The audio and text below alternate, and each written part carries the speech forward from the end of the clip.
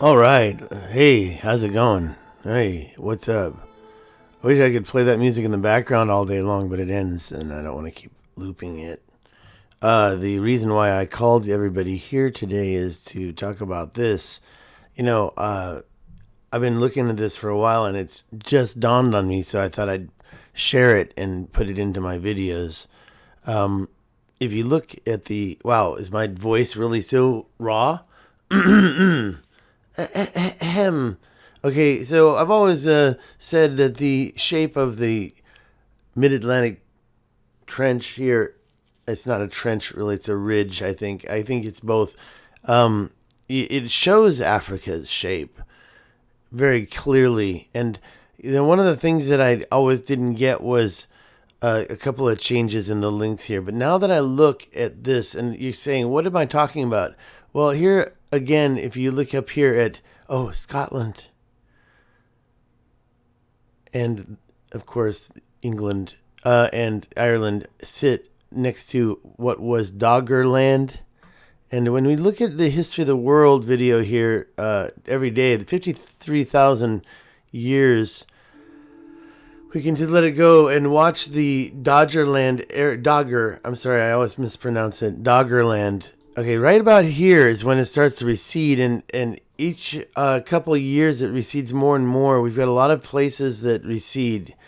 And I've always said it's kind of funny. We've got over here, we have evidence of this shoreline that's changed, and we've got it here and we've got it over here, but we don't have it in Africa. What's going on with that? Why don't we have any in this mainstream history of the world every year? Why don't we have some changes when the shorelines receded, when the sea levels rose?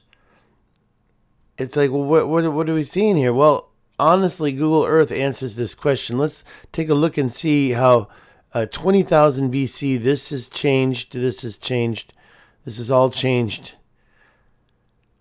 But we say, oh, there's no change here in Africa at all. It's all the same. Well, not exactly, and I'm going to show you how we know it. And it's Google Earth. I'll let this play first. I'll back it up. One click. That's 34. You can see Florida. You can see it all moving right there.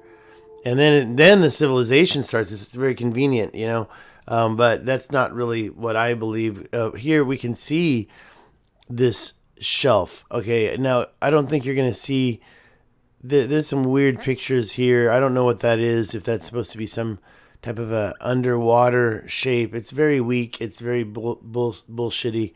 I don't want to say any bad words, but what you do see is this is the continental shelf.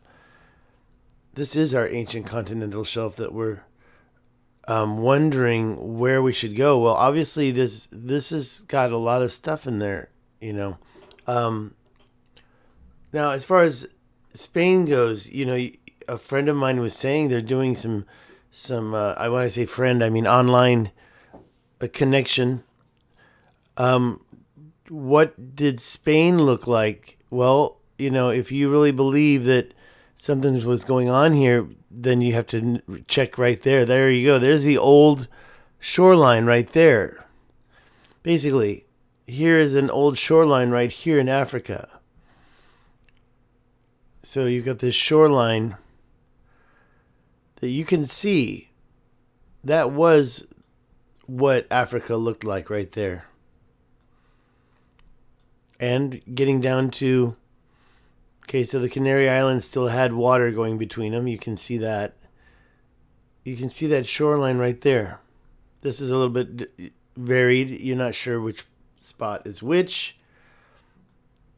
But you can see the continental shelf, which Graham Hancock says we need to be looking at. I've always wondered what these scans were all about. This scan right here, you can see, goes over to this little area they were scanning, and it looks like it's possibly some type of a grid, but I don't really think that there's anything there. I think that that's related to scans. But now we know, I mean, I don't understand this scan here. There was a bunch of scans that they did for some surveys regarding oil.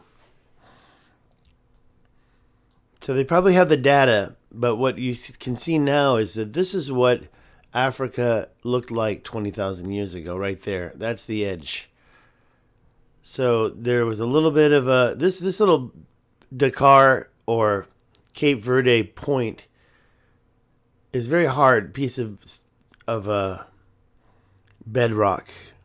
It's put up with a lot over the years. You can see where it originated from.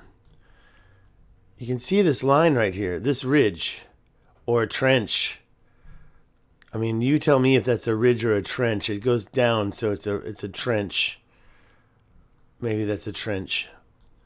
Randall Carlson calls it a suture. And the reason why is because it's still living and still moving. It's not done.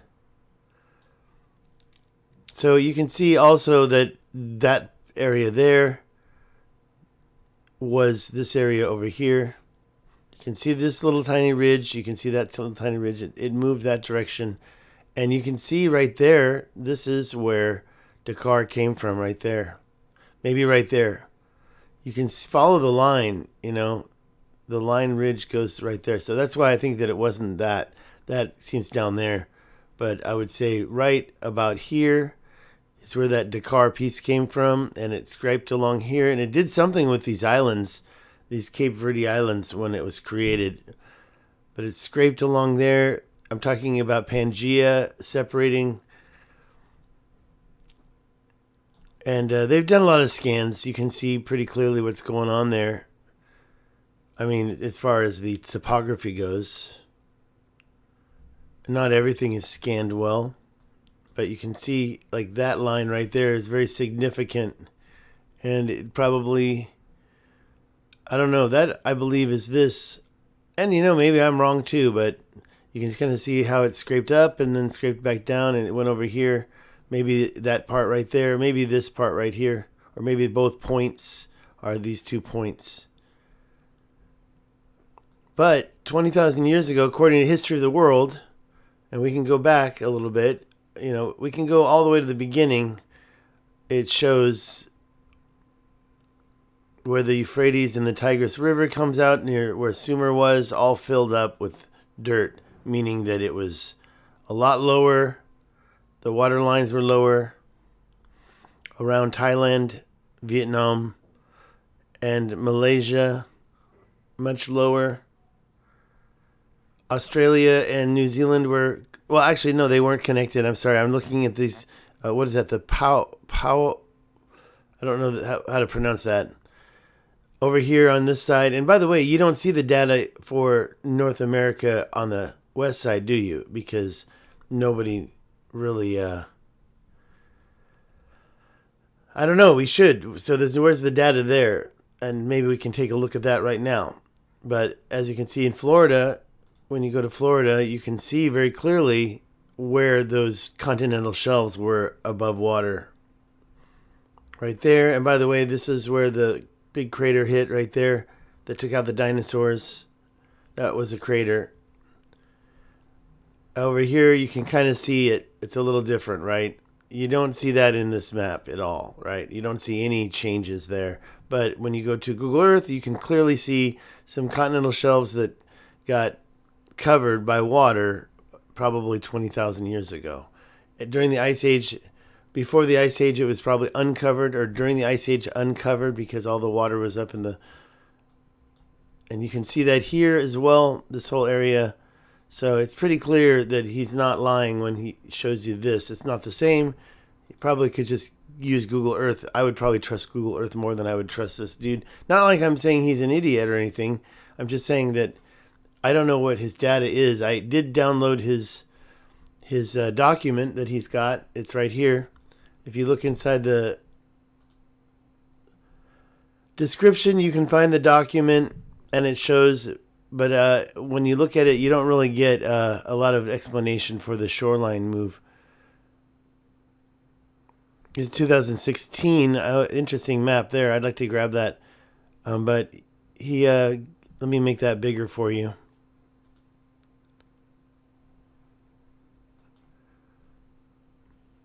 Is that 200? That's 200. So he names all the countries first, and he also then, after that, he seems to organize it. He's very well organized. It says he's the second largest mapper on YouTube. I don't know what this is. 11 meters, 28 meters, 72. I don't know what that is. What is that? Some type of a 6,000. I don't know. But he's got that there. I guess, maybe that's the population. And in the year 6,000, 11 million people. So that's his data. That's mainstream data right there.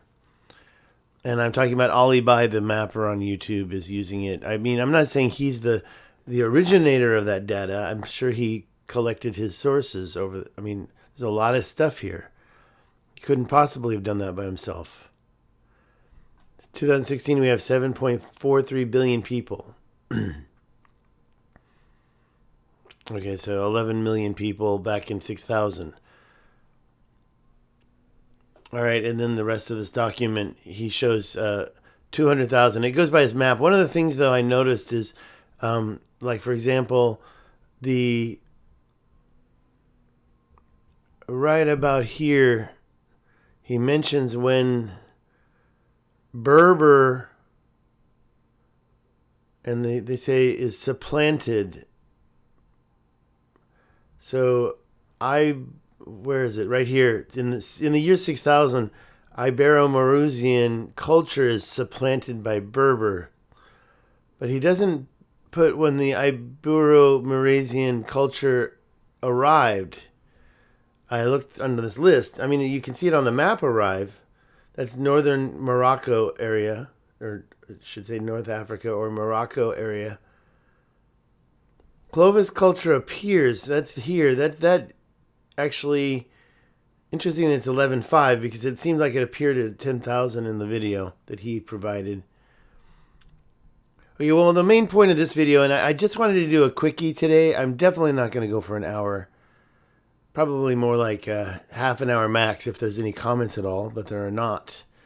So I just wanted to say that you can see the continental shelves in Google Earth. And so I'm not saying that everything's perfect with the continental shelf either.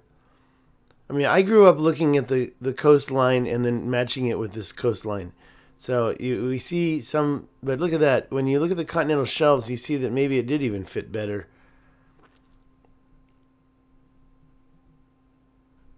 And over here, learning a lot now because we now know that even the North American upper west side has a continental shelf. Here's where I was born. That's the Monterey Bay right there. It's a pretty deep crevice. It must have even been deeper. It must have been a big river coming out of here at one point.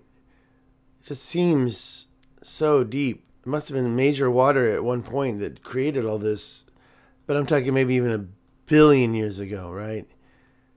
Who knows? Maybe a million. This is an interesting thing right here. Never really looked at this. I'd like to know more about that.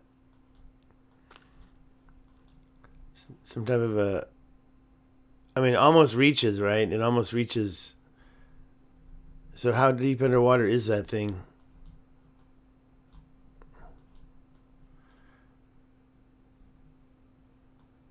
There's two of them.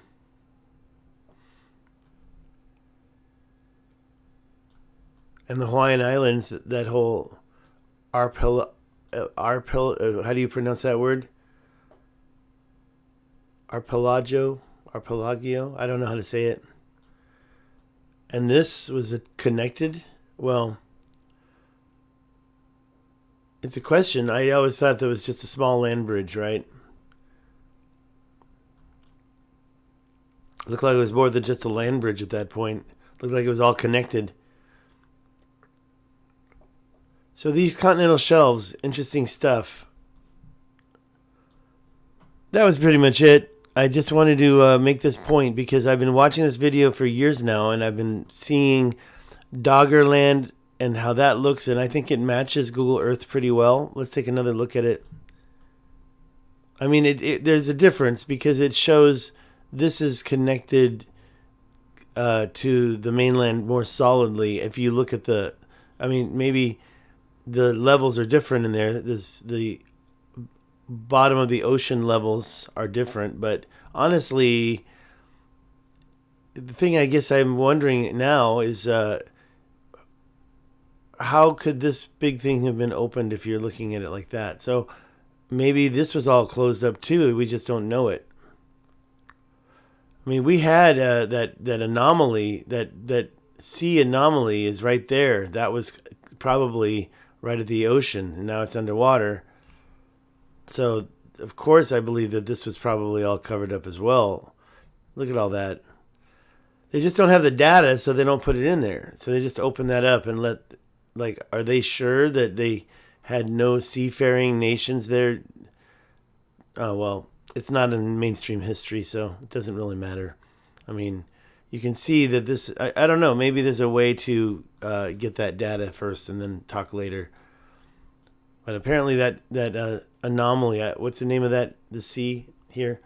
The anomaly there is another one. We have a possible Doggerland. Not possible, we have Doggerland right there, but there's some kind of a possible concentric ring there. And then there's also the other ones over here in Cuba, which is actually, I think it's right in there, somewhere around here. I mean, look at that gash. That's quite a gash right there. That's definitely super old. Interesting gash there. Also, where I'm in Taiwan. If you notice, Taiwan has a couple of things. First of all, it was connected to the mainland, and that is shown here. You can see that right there right now. But what you don't see is a connection to Yonaguni Island, which is right there, right next to me. I'm very close to it. I mean, that's it. Right. Actually, oh, there it is right there. That's it right there. That's Yonaguni. And the underwater things are right down here. That's where Graham Hancock went diving. Like, he learned how to dive just so he could tour this area. And that's about 120 kilometers away from me. It's very close to me right now. I'm right here, right now. And when you look at the mainstream history, it shows no connection to these islands. But I think if you look at Google Earth, you'll see there was a possible connection, especially right here. And, Yonaguni, whether it was man-made or not, it was definitely probably utilized by the people. And maybe there was some kind of a change. That's even Robert Schoch said there was possible later changes to some of it. And of course it's possible. That was looked like it was probably a major lake right there. I mean, who knows? Who really knows anymore? I don't even try to think about it. But what I do know is with Google Earth, we can see this continental shelf. We can see that this used to be extended out here. There was definitely a river there coming out. And you can see that river right there. It doesn't look very strong, though. But we know it was there. I just thought we would see a little bit more of a significant pattern here from the river being there for so many years. Can you even hear me? I don't even know if I'm heard. See that river? Okay, there. Good. All right, well, that's pretty much it. Nobody chatted, and I just wanted to mention this seashell thing. It had been on my mind quite a while because I kept seeing in that video that there had been no change to Western Africa at all, even down here. But let's take a look at down there and see. You can see a little bit. You can see this significant thing going on here, but I don't know if that's really... I don't even know what islands exist there. I don't think we have any major islands here. Gotta have something, right? Looks like it could have significantly been above water. Maybe that's Atlantis. Maybe that's where the concentric circles are. Well, no, because there's no room for the level plain that's 20,000 kilometers. I'm sorry, square kilometers. I'm sorry, 240,000 square kilometers. No seashells here, no seashells here. So, you know, the other thing is that you don't see any of these seashells out here. You see these little tiny plateaus. Randall Carlson thinks that there's something significant here in this area. I don't think so. I told him in a video that even here there's not 240,000 square kilometers like there could be here. I don't know, there's almost, but you don't see the sea shelf. So Atlantis, if it's sunk into the ocean, there's going to be a higher sea shelf. There's nothing sunk. You can't see anything that has sunk here. This looks very strong, very old, very rigid. Not just collapsing. And no volcanic... the one thing that I want to say about this concentric circle, if anybody's watching, if anybody hasn't heard it, hey there, Tales of Lost Atlantis. If this was it right here, this is the crater of the thing that took them out. I'd like to have that checked. I'd like to know how old that crater is. There's no way it's just an anomaly. It took out the mountains. It probably took out the Temple of Poseidon as well. Poseidon probably threw the bolt of lightning at it as he was leaving. He was so angry, right? That's what we were told. What's this thing? Nobody talks about that. What the hell is it? It's like a major crater filled in with mud. And then the mud dried. As far as this being, this is an ancient shoreline of some sort. But the question is it an ancient shoreline that existed in the last 200,000 to a million years? I don't know. It's way, way inland. So there is some talk about how there was a major ocean here. But if it's there, then why is the shoreline over here? We can check that. Topography. Let's do the topography check. I like to use this topographic map. I wish it was a little bit bigger. I've enlarged it a little bit.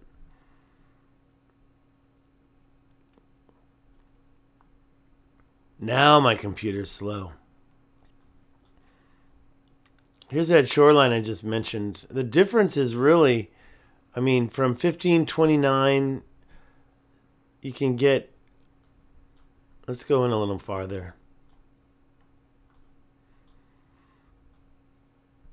It's kind of hard to control this thing.